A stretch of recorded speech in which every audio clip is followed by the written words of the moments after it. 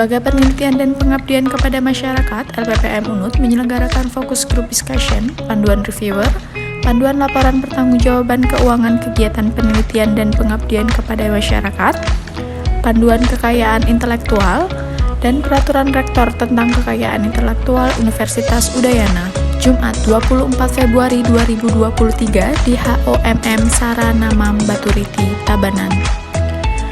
Acara ini dihadiri oleh para pimpinan Unut, tim penyusun panduan, tim penyusun peraturan rektor, UP2M, tim penelaah panduan dan pertor, narasumber dari luar Bali, serta peserta dari luar Unut yaitu LPPM ISI, LPPM Warmadewa, LPPM Mahasaraswati, LPPM Politeknik Negeri Bali.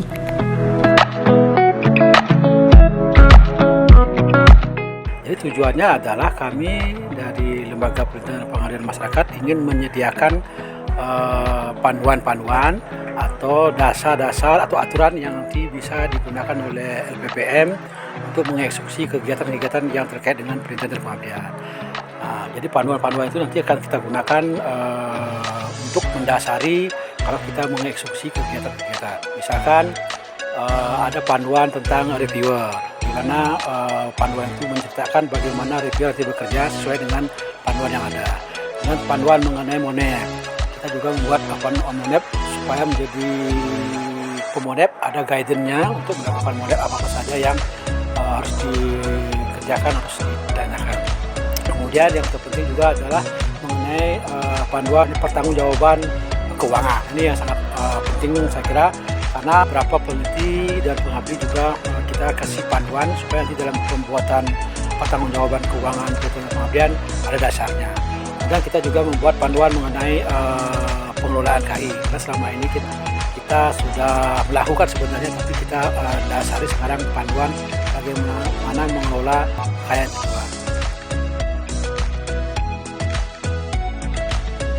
Ya, peserta yang terlibat dalam MGD ini yang pertama adalah kami mengundang pimpinan, pertama dekan, lembaga yang terkait dengan ini. Kemudian kami juga mengundang tim penyusun panduan dan tim penyusun peraturan rektor yang mengenai kekayaan intelektual. Kemudian kami juga mengundang unit penjaminan mutu penelitian dan pengabdian tingkat fakultas sebagai penyelah panduan dan pertor yang kedua. Kami juga mengundang tim penyelah yang memang kami buat khusus mengenai tim penyelah panduan dan pertor. Kemudian juga kami juga mengundang narasumber dari luar, dari Kemhan Bali, terutama yang akan berbicara mengenai bagaimana pengelolaan kekayaan intelektual di tingkat universitas. Karena kami membuat dua pedoman, pertama adalah pedoman pengelolaan kekayaan intelektual, yang kedua kami membuat pertor mengenai kekayaan intelektual, sehingga supaya inline ada masukan dari bagian Kemenkumham bidang kekayaan intelektual. Yang berikutnya kami juga mengundang peserta luar yang dari seluruh Udayana, ada yang dari LPPM ISI, LPPM Warmadewa, ada LPPM Mahasaraswati, ada LPPM dari Politeknik Negeri Bali. Ketika itu ada sekitar 5 atau 6 yang kami undang untuk memberikan masukan tentang panduan dan peraturan. Saya kira demikian.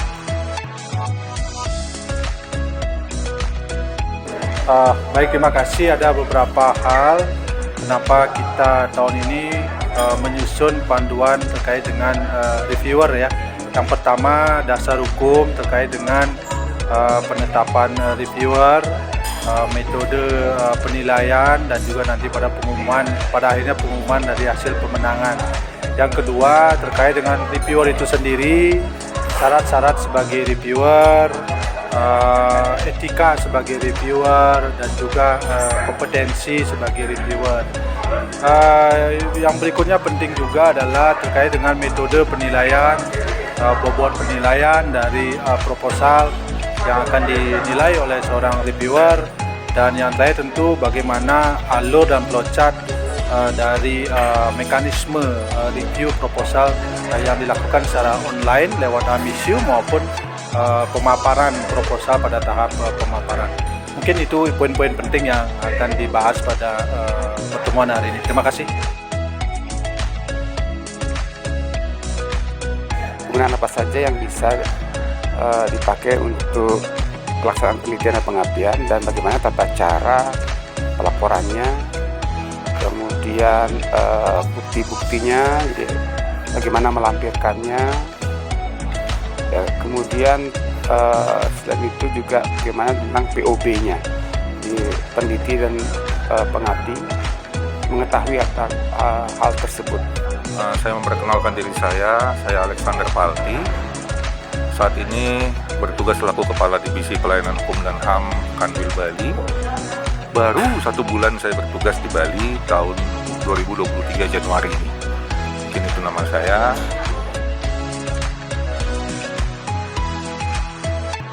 Ya, hal penting tentunya itu sudah ada di dalam pengaturan regulasi ya, apa saja yang harus disampaikan pada saat pendaftaran. Ya, ini syarat dan tata caranya ya.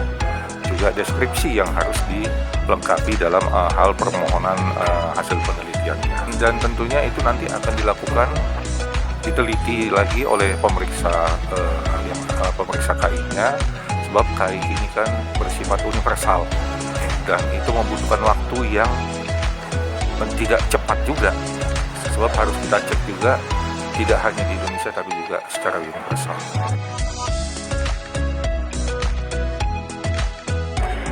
Menurut saya pribadi sebagai UP2M di Pasca, kegiatan ini akhirnya bisa menghasilkan panduan-panduan yang nanti bisa digunakan oleh kita di P2M dan juga dosen-dosen untuk mengkawal ya kualitas, mengkawal mengatur tata cara, aturan main, sehingga memang kegiatan penelitian dan pengabdian kita itu